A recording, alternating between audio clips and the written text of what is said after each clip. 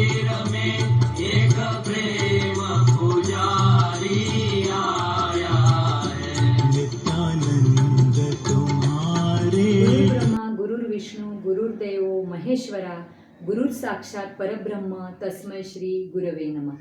नमस्कार, जय गुरुदेव. श्री गुरु भक्तीचे अनुभव यामध्ये आज हे 13वे पुष्प. अनुभव येत होते, कधी आनंद तर कधी थोडीशी संकट असतात. सध्या सप्टेंबर ते डिसेंबर 1994 हा संमिश्र काळ होता. सौंचे ऑपरेशन करण्याकरता नाशिकला जावे लागले.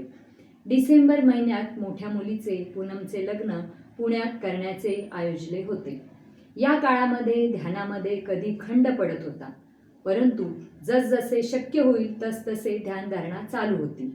कधी नाशिकला गुरुदेव आश्रमात जात होतो, तर कधी शक्य झालं नाही तर जेथे असेल तेथे सुद्धा ध्यान करत होतो. अगदीच जमले नाही तरी अंतर मनातून ध्यान चालूच होते. गुरुकृपा सतत जाणवत होती. लग्न वगैरे सर्व उरकून 13 डिसेंबरला पुन्हा इंदापूरला परत आलो. घरीच 14 डिसेंबरपासून पहाटे 4 वाजता जाग येणे, ध्यान करणे, गुरुगीता, आत्मपूजा, कुंडलिनी शक्ती प्रवास, जाणीव, आनंद वाढला. ज्ञानेश्वरीतून शक्तिपात रहस्य उलगडले. ज्ञान वाढत चालले. आतून आनंद पाझरू लागला. जानेवारी 95 मध्ये कल्पना नवघणे आणि तिचे पती आश्रमात आले. सौ कल्पना हिला वेगळे अनुभव येऊ लागले. तिने दीक्षा घेतली. 26 फेब्रुवारी 1995 यामध्ये ध्यानामध्ये क्षणात नाड्या ताठ झाल्या आणि नाड्यांमधून सोन्यासारखे सूक्ष्म कण चमकत बाहेर पडत होते आणि हा भगवतीचा प्रवाह होता असे म्हणावे लागेल. यानंतर कुंडलिनी देवी उपासना अधिक होऊ लागली. फेब्रुवारी 1995 रोजी गुरुदेव समाधी सोहळा नाशिक येथे गेलो आणि विचार सांगितले. सर्वांना आश्चर्य वाटत सिद्धयोग दर्शन आणि शक्तिपात यावर चर्चा झाली. श्री गडकरी काका यांचे समवेत कर्मयोगाविषयी शंका विचारून घेतल्या आणि समाधान झाले.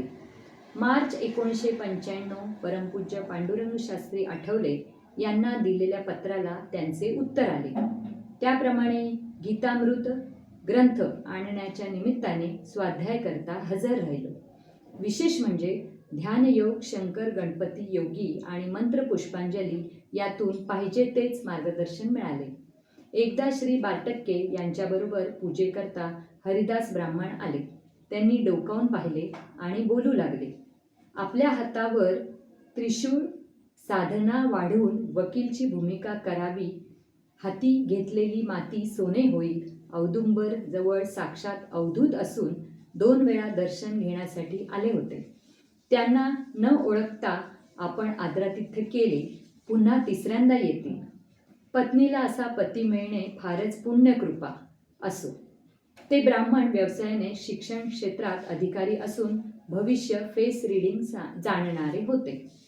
29 ऑक्टोबर 1995 रोजी डॉक्टर चांदोरकर, सौ चांदोरकर, मंगेश, आमची मोठी कन्या जावई श्री श्रीवल्लभ यांना दीक्षा करता ध्यान मंदिर घेऊन गेलो.